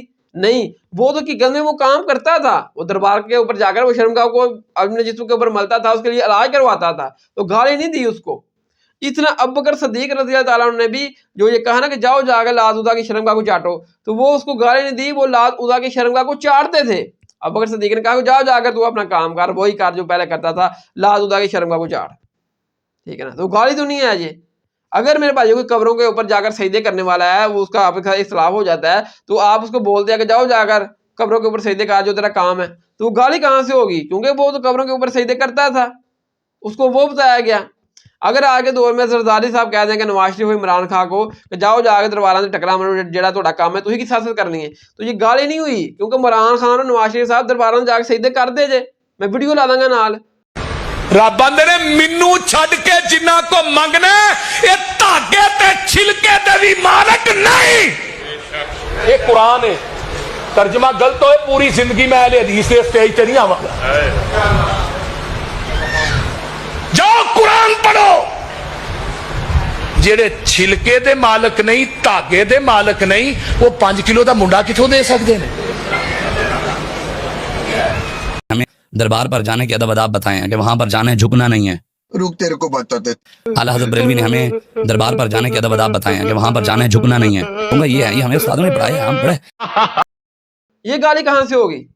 انہوں نے وہ بتایا وہ جو کام کرتے تھے کہ جاؤ ہمارے گرو لتھو، ہمارے مہرو لتھو اور جا کر اپنا وہ کام کرو، درباروں کے اوپر جا کر ٹکرے لگاؤ اور جا کر لات عزیٰ اور درباروں کے اوپر جا کر شرمگاہ کو چاٹو. یہ گالی کہاں سے ہوگی؟ وہ تو انہوں نے وہ بتایا ہے وہ جو کام کرتا تھا.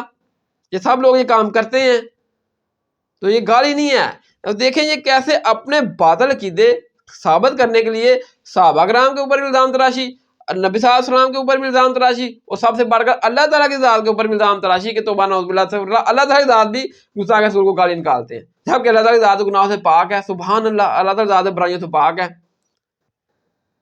ٹھیک ہے، اور گالی دینا تو اسلام میں میرے بھائیوں کافر کو بھی حرام ہے. نبی صلی اللہ علیہ وسلم نے ایک صحابی کو نصیحت کی کہ کبھی میرے بچے کبھی کسی کو گالی مت دینا. اور قرآن میں سورۃ النام کی آیت نمبر 108 میں اللہ ذات نے بیان کیا اپنے پیارے حبیب اور آپ کے صحابہ کو یہ درس دیا تھا، تعلیم، کہ جو ان کے جھوٹے مبعوث ہیں لات عزیٰ ہبل وغیرہ جو انہوں نے اللہ تعالیٰ کے مقابلے میں بنا رکھی ہیں اللہ کے شریک، ان کو بھی گالی مت دو ورنہ وہ تمہارے اکیلے ایک سچے خدا کو گالی دیں گے. اور نبی صحیح بخاری میں ہے 48 نمبر کہ نبی صلی اللہ علیہ وسلم نے فرمایا کہ اگر کوئی مسلمان کسی مسلمان کو گالی دیتا ہے تو وہ گالی دینے والا فاسق ہے. تو اسلام میں تو میرے بھائیو گالی آپ کسی کافر کو بھی نہیں دے سکتے. تو یہ بالکل جھوٹ ہے، غلط ہے کہ ابوبکر صدیق نے گالی دی اور کہہ دیں کہ گالی دینا گستاخ رسول کو یہ صحابہ کی سنت ہے. اور گستاخ رسول بھی کون آئے تھے؟ مسلمان وہابی لوگ. تو میرے بھائیو صحابہ کی کوئی سنت نہیں ہے، نہ ابو بکر صدیق نے گالی دی تھی، وہ ابو بکر صدیق نے ان کو وہ کام یاد کرایا تھا جو وہ کرتے تھے.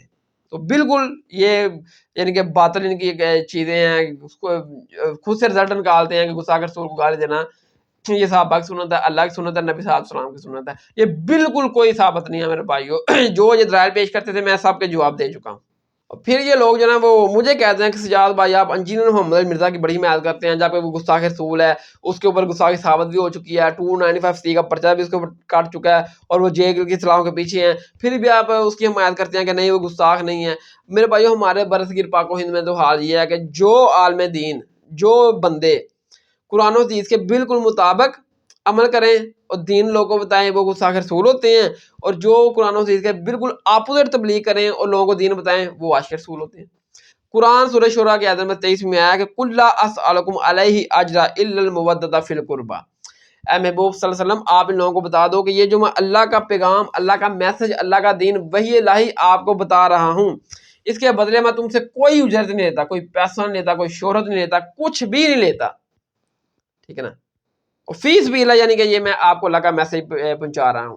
اور جو عالم دین اس میسج کے اوپر، اس قرآن کی آیت کے اوپر عمل کرتے ہوئے، جو اللہ تعالیٰ ذات نے رول ڈسکس کیا کہ جب دین بتانا ہے تو یہ رول ہے کہ آپ نے دین کے بدلے کوئی تنخواہ، کوئی پیسہ، کوئی شہرت نہیں لینی.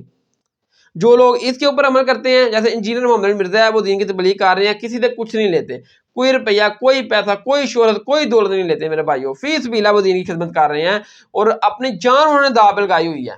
ٹھیک ہے نا؟ وہ ہو گئے گستاخ رسول. اور ان جیسے جتنے لوگ ہیں، جوید احمد گامدی صاحب ہیں، ٹھیک ہے نا، میں بھی ایک قرآن و حدیث کا ادنا سا اسٹوڈنٹ ہوں، میں بھی کسی سے کچھ نہیں لیتا، اور یہ سارے لوگ گستاخ رسول ہو گئے. اور جو مولوی تنخواہ خور، چندہ خور مولوی جو ہے نا، وہ پہلے ڈن کرتے ہیں کہیں محفل پہ جانا ہو کہ ہم اتنی پیسے لیں گے، اور پہلے اپنے اکاؤنٹ میں پیسے منگواتے ہیں. نعت خواں، تنخواہ خور مولوی، چندہ خور مولوی، نعت خواں ہو گئے، تلاوت خواں ہو گئے، اور یہ تقریریں کرنے والے جو مولوی ہیں، اگر ان کو پہلے پیسے نہ دیے جائیں تو یہ محفل میں آتے نہیں ہیں، یہ اللہ کا میسج پیغام دینے کے لیے آتے ہی نہیں ہیں. ٹھیک ہے نا؟ اور اگر یہ ان سے ڈن ہو جائے اور جس طریقے کو محفل ہو اس طریقے کو ان کو کسی اور محفل میں جانے کے زیادہ پیسے مل جائیں تو یہ پہلے پروگرام کینسل کر کے اگلے پروگرام میں چلے جاتے ہیں. یہ چندہ خور، تنخواہ خور مولوی ہیں جو پیسے لے کر دین کو بتا رہے ہیں، قرآن کے بالکل الٹ چل رہے ہیں. سورہ شورا کی آیت نمبر 23 کے تحت اللہ تعالیٰ نے بیان کیا کہ اے پیارے حبیب ان لوگوں کو بتا دو کہ میں اس پیغام کو جو اللہ تعالیٰ کا میسج یا دین ہے آپ کو بتانے میں کوئی آپ سے اجرت نہیں لیتا. اور یہ مولوی پہلے اجرت ڈن کرتے ہیں پھر جاتے ہیں دین کا پیغام بتانے، وہ بھی پھر جعلی وغیرہ بتا کے آ جاتے ہیں. اس کے اوپر عمل کر رہے ہیں وہ ہیں صحیح محب، عاشق اہل بیت، عاشق رسول نبی صلی اللہ علیہ وسلم کے صحیح دین کو فالو کرنے والے، اور جو قرآن کے بالکل مطابق چاہ رہے ہیں، دین بتانے میں کوئی اجرت کچھ نہیں لیتے، وہ ان کے نزدیک گستاخ رسول ہے. اور انجینئر محمد علی مرزا کے اوپر تو میرے بھائی انہوں نے ایک مرتبہ پہلے بھی گستاخ رسول کا الزام لگایا، اس کے اوپر پرچہ کٹوایا، اور اللہ تعالیٰ نے اس کو باعزت بری کیا. تب اس کو کوئی بندہ جانتا ہی نہیں تھا، اس کو لوگ جاننا شروع ہو گئے. اب جو ان مولویوں نے حرکت کی ہے اس کو بدنام کرنے کے لیے، اب یہ مولوی ان کو پتا کہ ہم علمی طریقے سے اس کا جواب نہیں دے سکتے، نہ ہی آپ آج تک یہ اس کا چیلنج قبول کر کے اس کے سامنے بیٹھ سکے ہیں علمی طریقے سے، نہ یہ ویڈیو میں جواب دے سکے ہیں. ٹھیک ہے نا؟ تو اب ان مولویوں کو پتا ہے کہ ہم علمی طریقے سے تو اس کے سامنے ناکام ہو چکے ہیں، تو لہٰذا ان کا جو دوسرا ہوتا ہے رویہ وہ یہ ہوتا ہے کہ یہ گستاخ رسول ہے.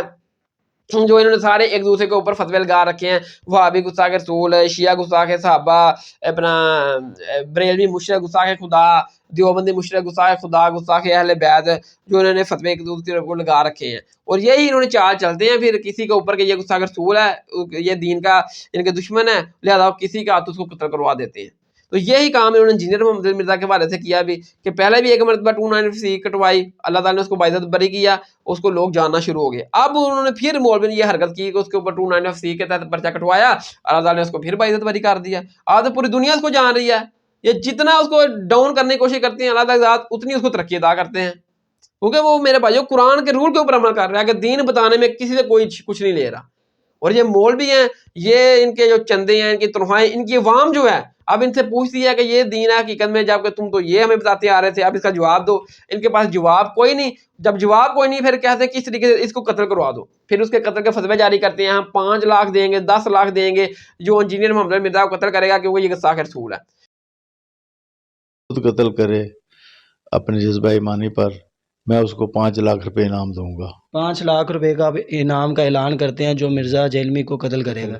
100% मैं ऐलान करता हूँ, 100% मैं ऐलान करता हूँ। मिर्जा जेलमी अरसा दराज से मेरे प्यारे आका नबी रहमत सल्लल्लाहु अलैहि वसल्लम की गुस्ताखियाँ कर रहे हैं, और इस मर्तबा उसने जो गुस्ताखी की है लफ्ज़ दज्जाल बोलकर हमारे ईमानों को ठेस पहुँचाई है, और मैं तमाम कौमी अदारों से गुजारिश करता हूँ इसके ऊपर फिलफौर कार्रवाई की जाए, कानूनी चाराजोई मुकम्मल की जाए, और जो शख्स इसको वासिल जहन्नम करेगा मैं उसको 10 लाख रुपया इनाम दूंगा, और जो शख्स इसको वासिल जहन्नम करेगा मैं उसको 10 लाख रुपया इनाम दूंगा। खुद नहीं ये कत्ल करते, ना अपने बच्चों से करवाते हैं।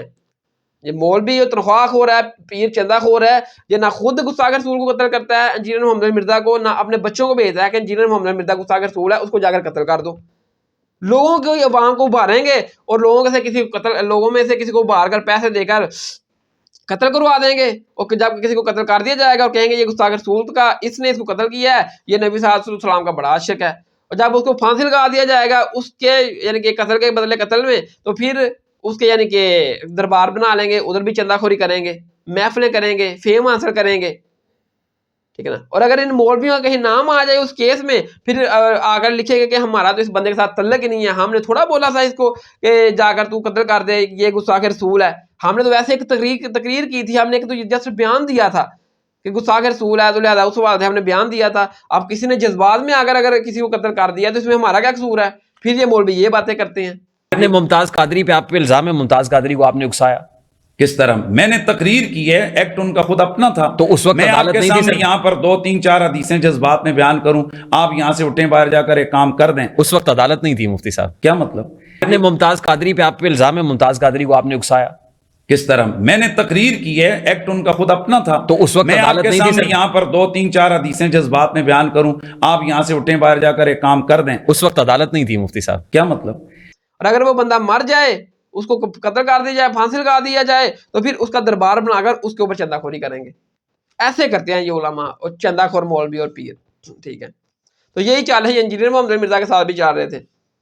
तो मेरे भाइयों, जो कोई भी शख्स है इस तरह कोई किसी को इल्जाम लगाता है या मौलवी फिरका परस्त पीर लगाता है, तो उसकी हमायत करना, ये कुरान और हदीस में नबी सल्लल्लाहु अलैहि वसल्लम ने उसकी बड़ी फजीलत भी बयान की है। ये मिशकात में हदीस है 4986 नंबर 4986 कि नबी सल्लल्लाहु अलैहि वसल्लम ने फरमाया कि अगर कोई शख्स किसी मोमन की इज्जत किसी मुनाफिक से बचाता है तो अल्लाह ताला रोज़े क़यामत उसके गोश्त को जहन्नम की आग से बचाएगा। और अगर किसी शख्स ने किसी मुसलमान को बदनाम करने के लिए उसके ऊपर कोई तोहमत लगाई तो अल्लाह ताला रोज़ क़यामत उसको रोक लेगा जब तक कि वो उससे उसकी सज़ा ना दे दे या उसको उसकी बात से पाक ना कर दे जो उसने तोहमत लगाई थी अपने किसी मुसलमान को भाई को बदनाम करने के लिए, ठीक है ना। तो ये हदीस नंबर 2, ये मिशकात में 482 का नंबर है 4982 कि नबी सल्लल्लाहु अलैहि वसल्लम ने फरमाया कि जो मुसलमान अपने किसी मुसलमान भाई की इज्जत का दफा करता है तो अल्लाह ताला रोज़ क़यामत उसका जहन्नम से दफा करेगा। तो इंजीनियर मोहम्मद मिर्जा के ऊपर जो भी ये इल्ज़ामात लगाते हैं, ये गुस्ताख रसूल है, गुस्ताख साहब है, ये ऐसे हैं, ये सारे इनके इल्ज़ामात हैं। इल्मी तरीके से ये साबित नहीं कर सके, ना आज तक ये इल्मी तरीके से उसके सामने बैठ सके, उसकी बातों का जवाब दे सकें, ठीक है। बस उसके कत्ल का फतवा जारी करते हैं कि जो इसको कत्ल करेगा उसको 5 लाख इनाम, 10 लाख इनाम। खुद ना मौलवी ना पीर उसको जाकर नहीं कत्ल करता कि ये गुस्ताख रसूल है, लिहाजा इसको कत्ल करना हमारे ऊपर लाज़िम है, क्योंकि हम हैं दीन के फ्रंट मैन ज़िम्मेदार, हम दीन से खा रहे हैं, तनहाई चंदे खा रहे हैं। अब जब दीन की हिफाजत की बारी आई है, गुस्ताख रसूल को कत्ल करने की बारी आई है, तो ये पीछे हट जाते हैं और वाम को उभारते हैं कि वाम ये काम करें, ठीक है। तो सूरह माइदा की आयत नंबर 32 में आया कि जिस किसी ने एक इंसान को कत्ल किया गोया उसने सारी इंसानियत को कत्ल किया, और जिस किसी ने एक इंसान की जान बचाई गोया उसने सारी इंसानियत को बचा लिया।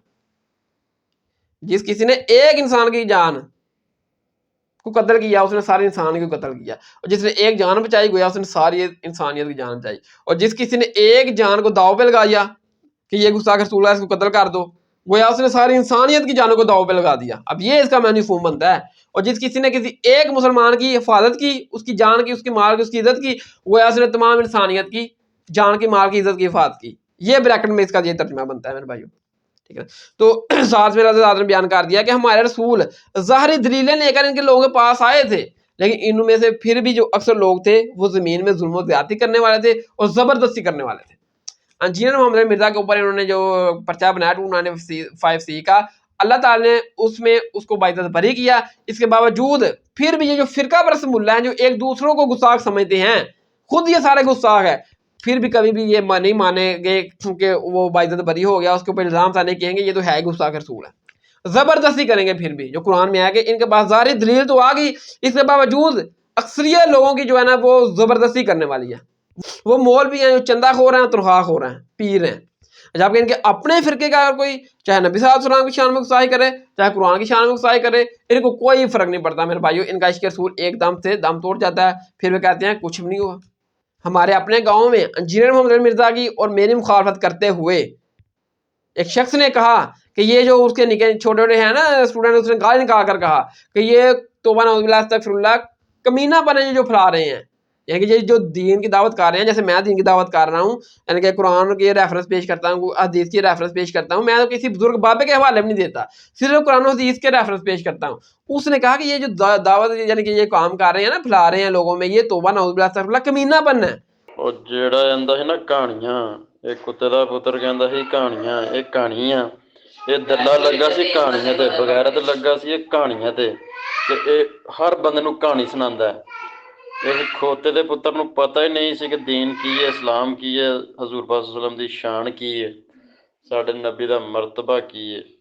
ਤੇ ਇਹ ਦੱਲਾ ਜੋ ਇਹਦੇ ਨਿੱਕੇ ਨਿੱਕੇ ਕਤੂਰੇ ਪਲੰਬਰ ਬਣੀ ਬੈਠੇ ਸਨ ਨਾ ਹਰਾਮਖੋਰ, ਉਹ ਸਾਰਿਆਂ ਨੂੰ ਕਹਾਣੀਆਂ ਤੇ ਲਾਸ਼ੜੇ ਤੇ ਵਰਕੇ ਲੈ ਕੇ ਚਾਰ ਤੇ ਬਹਿ ਜਾਂਦੇ ਸਨ ਕਮੀਨਾ ਪਾਨੇ ਦਾ ਕਰਨ ਤੇ ਅੱਗੇ ਫਲਾਣ, ਵਰਕੇ ਲੈ ਕੇ ਚਾਰ ਤੇ ਬਹਿ ਜਾਂਦੇ ਸਨ ਕਮੀਨਾ ਪਾਨੇ ਦਾ ਕਰਨ ਤੇ ਅੱਗੇ ਫਲਾਣ, ਵਰਕੇ ਲੈ ਕੇ ਚਾਰ ਤੇ ਬਹਿ ਜਾਂਦੇ ਸਨ ਕਮੀਨਾ ਪਾਨੇ ਦਾ ਕਰਨ ਤੇ ਅੱਗੇ ਫਲਾਣ. ਇਨਸ਼ਾਅੱਲਾ ਉਹ ਕੀ ਉਹਨਾਂ ਦਾ ਪਿਓ ਵੀ ਮੋੜੇਗਾ ਤੇ ਉਹ ਇਸ ਪਾਸੇ ਆਣਗੇ ਵੀ ਨਹੀਂ, ਅੱਲਾ ਦੇ ਹੁਕਮ ਨਾਲ. ਜਰਾ ਕਿ ਇਹਨੂੰ ਇੱਕ ਵਾਰੀ ਜਰਾ ਰਗੜਾ ਲੱਗ ਲੰਦੋ ਸੈੱਟ ਹੋ ਜਾਣੀ ہے. اس شخص نے واضح طور پر قرآن اور نبی صلی اللہ علیہ وسلم کے کلمات کو گالی دی. تو مولوی کہتے ہیں جی میں نے یہ چیز ہائی لائٹ کی کہ بھائی اس کا کچھ کرو. اب تم کہتے ہو کہ ہم عاشق رسول کو ایسے کر دیں گے، اس کو لٹکائیں گے، اس کو قتل کریں گے، فلاں ہیں، ہم نبی صلی اللہ علیہ وسلم کے دیوانے ہیں. اب ہم نے آپ کو بتا دیا کہ اپنے فرقے کا یہ بندہ آپ کا کام کر رہا ہے. تو مولوی کہتے ہیں اس میں کون سی گستاخی ہوگی میرے بھائیو؟ کوئی بندہ قرآن و حدیث کی تعلیمات کو کہہ رہا ہے کہ یہ توبہ نعوذ باللہ استغفر اللہ کمینہ پن پھیلا رہا ہے یہ بندہ، تو کہتے ہیں مولوی اس میں کون سی گستاخی ہوگی؟ ان کا اپنے فرقے کا مولوی چاہے وہاں چاہے نبی صلی اللہ علیہ وسلم کی شان میں گستاخی کرے یا قرآن کی گستاخی کرے، ان کو کوئی فرق نہیں پڑتا میرے بھائیو. تنخواہ خورو، چندہ خورو مولویوں اور پیروں کو. اور پھر اس شخص نے علماء کے موجود میں نبی صلی اللہ علیہ وسلم کی ذاتی اقدس کے بارے میں وہی الفاظ استعمال کیے جو انجینئر محمد علی مرزا نے سائیوں کے ریفرنس سے گستاخانہ الفاظ نبی صلی اللہ علیہ وسلم کی ذاتی اطہر کے بارے میں بیان کیے. تو ان لوگوں نے فرقہ پرست مولویوں نے انجینئر محمد علی مرزا کے اوپر پروجیکٹ ہوا 295C کے تحت جیل کے سلاؤں کے پیچھے ڈروا دیا کہ اگرچہ یہ سائی کا یہ عقیدہ ہے ہمارے نبی صلی اللہ علیہ وسلم کے بارے میں، لیکن انہوں نے وہ الفاظ کیوں نقل کیے نبی صلی اللہ علیہ وسلم کی ذات کے بارے میں گستاخانہ. لیکن ہم اسی شخص نے ہمارے گاؤں میں وہی لفظ انجینئر محمد علی مرزا کے ریفرنس سے نقل کیے گستاخانہ نبی صلی اللہ علیہ وسلم کی شان کے بارے میں. کسی مولوی نے اس کے بارے میں کوئی بات نہیں کی، سارے مولوی خاموش. ایک کرسچن ہے تو وہ میرے نبی کو دجال سمجھ رہا ہے، لیکن مجھے قرآن اجازت دے رہا ہے کہ میں اس کی عورت کے ساتھ شادی کر سکتا ہوں اگر وہ کسی کرسچن کی بیٹی ہے. سورۃ المائدہ کی آیت نمبر 5 میں کس عورت کے ساتھ جو میرے نبی کو دجال سمجھتی ہے. بدبخت کہتا ہے میرا چارہ نے میں گستاخی کیتی ہے جیڑی مرزے نے مغل ذات بغیرتی انہیں بک بک کیتی ہے مرزے نے، جو میرے نبی نو او دجال وغیرہ جو بھی کہندا ہے، اگر جو میرے نبی نو او دجال وغیرہ جو بھی کہندا ہے، اگر جو میرے نبی نو او دجال وغیرہ جو بھی کہندا ہے، اگر تو یہ ان تنخواہ کو چندہ خور مولویوں کا ٹوٹل دین ہے. ان کے اپنے فرقے کا چاہے کوئی مولوی ہے یا پیر ہے، وہ نبی صلی اللہ علیہ وسلم کی شان میں گستاخی کرے یا قرآن کی شان میں گستاخی کرے، ان کو کوئی فرق نہیں پڑتا، وہ عاشق رسول ہی رہے گا، وہ حلالی ہی رہے گا. جہاں کوئی دوسرے فرقے کا نبی صلی اللہ علیہ وسلم کی شان میں یا قرآن کی شان میں گستاخی کر گزرے، چاہے سلیپ آف ٹانگ ہی ہو جائے، چاہے وہ غیر مسلموں کے ہی ریفرنس سے یہ بات کر رہا ہو، تو وہ گستاخ رسول ہوگا اور وہ حرام کا ہوگا. اور اپنے ان کے جو مرضی کرتے رہیں وہ حلال کے ہیں اور عاشق رسول ہیں. ٹھیک ہے. تو میرے بھائیو انجینئر محمد علی مرزا کے اوپر جب بھی ان لوگوں نے اس قسم کے الزام تراشی لگانے کی کوشش کی تو اللہ نے اس کو اور عزت دی اور بلند کیا. ٹھیک ہے نا، کیونکہ سورۃ الروم کے آیت نمبر 47 میں ہے نا کہ اللہ تعالیٰ کی ذات بیان کرتی ہے ہم نے اپنے اوپر لازم کیا ہے کہ ہم نے مومنوں کی مدد کرنی ہے.